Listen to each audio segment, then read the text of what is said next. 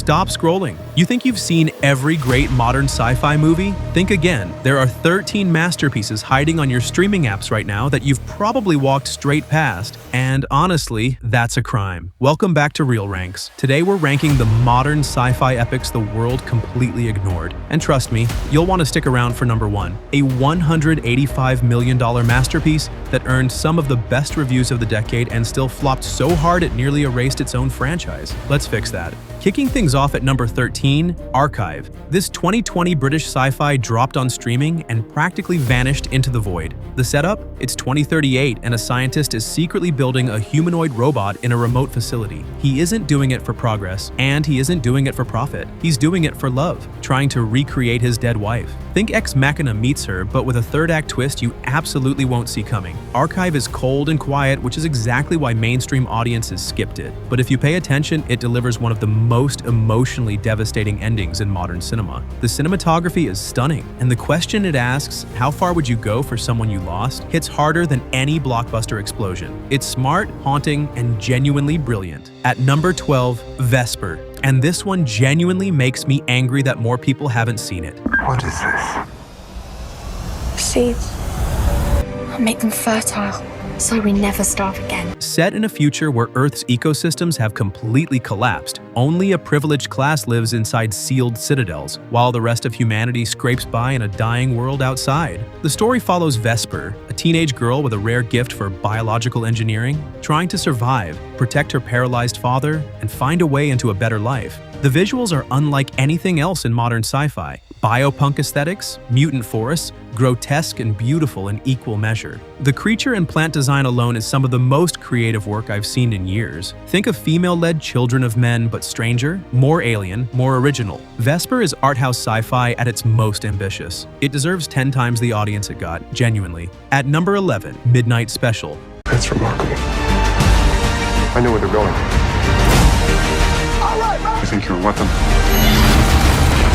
Jeff Nichols made one of the most purely cinematic sci-fi films of the decade, and barely anyone saw it. The premise is deceptively simple. A father on the run with his son, a boy with extraordinary abilities that the government wants to control and a cult wants to worship. But Midnight Special isn't really about the powers. It's about parenthood, about watching your child become something beyond your comprehension and loving them unconditionally anyway. Michael Shannon, Joel Edgerton, and Kirsten Dunst give incredibly restrained performances, and the final act delivers one of the most beautiful visuals in modern sci-fi. This film asks what it means to protect someone when you no longer fully understand who they are. Midnight Special made $3.7 million at the box office against an $18 million budget. Audiences walked straight past it, one of the worst crimes on this entire list. At number 10, Spectral.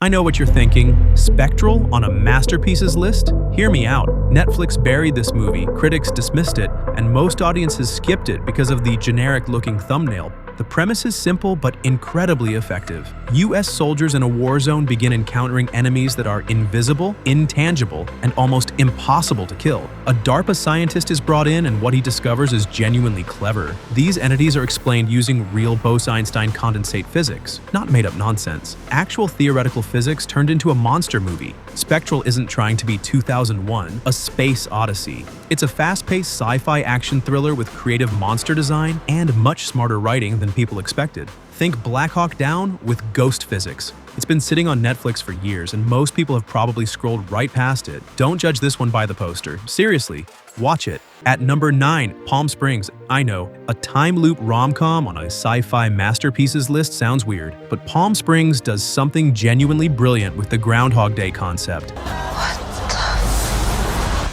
The second you fall asleep, it all just goes back to the start. I drove all the way back home to Austin, and I still woke up here. Two strangers get trapped in an endless time loop at a Palm Springs wedding. But instead of focusing on escaping, the film asks a much more interesting question. What happens when consequences stop existing? And what does it mean to choose a life you can always reset? Andy Samberg and Kristen Milioti have fantastic chemistry, and underneath all the comedy is a surprisingly sharp piece of existential sci-fi. The film lands landed a massive Hulu deal at Sundance, got incredible reviews, and then somehow disappeared from the internet within a year. Palm Springs is funny, smart, emotionally honest, and honestly deserves to be talked about in the same conversation as Eternal Sunshine of the Spotless Mind. At number 8, Space Sweepers, South Korea's first big-budget space opera, and it is absolutely insane in the best possible way. The robot is extremely dangerous. It is nearly indistinguishable from a real human child, but is actually a dangerous weapon that could cause mass destruction. Set in 2092, Earth is basically dead. A giant corporation controls space while the rest of humanity survives aboard orbital junk ships collecting debris. But everything changes when one crew discovers a little girl who might actually be a weapon of mass destruction. Think Guardians of the Galaxy if it had actual stakes, real emotion, and a genuine point to make about class warfare. The action sequences are staggering. The practical and digital effects rival anything Hollywood produced that year. Netflix dropped it globally, it got a week of decent buzz, and then the algorithm buried it completely. For a film this ambitious and this genuinely fun, that is criminal. Space Sweepers is exactly the kind of big, swinging, original sci-fi blockbuster Hollywood stopped making a decade ago. South Korea just went ahead and made it better. At number 7, The Lobster. And yes, this one is going to divide the comments. That is exactly why it belongs here. Yorgos Lanthimos made a film where single people are sent to a hotel and given 45 days to find a romantic partner. If they fail, they're turned into an animal of their choosing. Colin Farrell chose a lobster, hence the title. Sounds completely unhinged, right? It gets more unhinged. But here's what makes The Lobster a masterpiece. Every absurd rule, every emotionless delivery, every bizarre sequence is in service of one brilliant thesis. A brutal satire of the social pressure to be in a relationship, the violence of conformity, and the paradox of a rebellion that's just as suffocating as the thing it's rebelling against. Nothing in this film is accidental. This is the kind of work film students will dissect for decades. Most regular audiences bounced off it in the first 10 minutes. That is genuinely their loss. Drop your pick in the comments. I want to know how many of you actually watched this one. At number 6, Possessor. Ready? I need to know what she's done to me.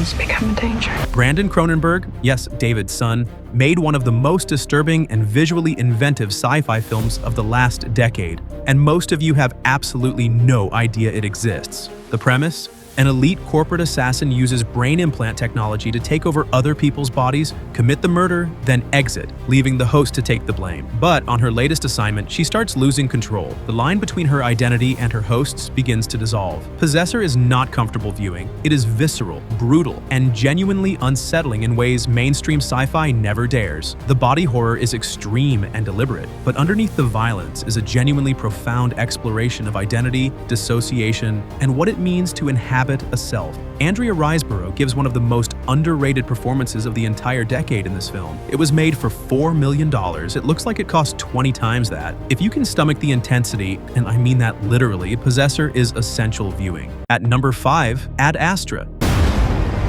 Your father was experimenting with a highly classified material that could threaten our entire solar system. All life would be destroyed. We're counting on you. And here's where the comments get spicy. Ad Astra is the most polarizing sci-fi film of the last decade. Half the audience thinks nothing happens. The other half thinks it's one of the greatest films ever made. Here's the truth. Both camps are wrong about what it's actually doing. Brad Pitt plays an astronaut traveling to the outer reaches of the solar system to find his missing father, a legendary explorer whose experiment might be destabilizing the universe. But Ad Astra isn't really about space. It's about emotional repression, about fathers, about the invisible cost of ambition. The slow pace is the entire point. The silence of space mirrors the silence between his character and every human being he's ever tried to connect with. The opening sequence, falling from a space antenna, is one of the most genuinely nerve-shredding opening scenes in recent memory. The cinematography is breathtaking. Ad Astra is slow, deliberately, beautifully. It rewards exactly the patience it demands. Give it that. Entering the top 4, Aniara. And trust me, you need to be emotionally prepared for this one, because Aniara is one of the most devastating sci-fi films I've ever seen. Based on a Swedish epic poem, the story follows a luxury spacecraft carrying colonists from a dying Earth to Mars. But after getting knocked slightly off course, the ship begins drifting endlessly into deep space with no way back. What follows is a haunting and deeply unsettling portrait of what happens to humanity when hope completely disappears. The film spans years, then decades, as the people on board slowly begin to break apart psychologically and emotionally. Aniara doesn't give you heroes, easy answers, or comforting resolutions. It just shows you the terrifying truth of isolation on an unimaginable scale. Almost nobody outside Sweden watched this movie, which is insane because it's a masterpiece of existential sci-fi. Imagine 2001, A Space Odyssey, if Kubrick decided to make the bleakest film imaginable. This movie will absolutely ruin your mood. You need to watch it. At number 3, Children of Men. And I know what some of you are already typing, Children of Men is not ignored. You're right, critics love it. But here's the actual crime.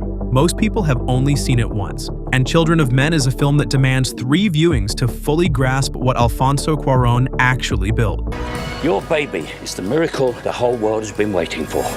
We will find a way to get you to the human project, I promise you.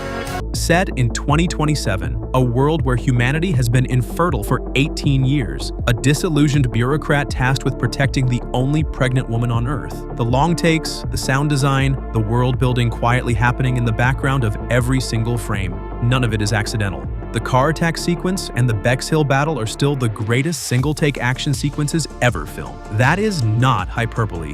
Children of Men is one of the most technically perfect films ever made, full stop. Its political relevance has only grown since 2006. It is not just underrated, it is criminally underwatched. At number 2, Upgrade. And yes, I already know some of you think this should be number 1. Lee Wannell made this movie on a $3 million budget, and somehow it feels smarter, darker, and more inventive than most $200 million Hollywood blockbusters.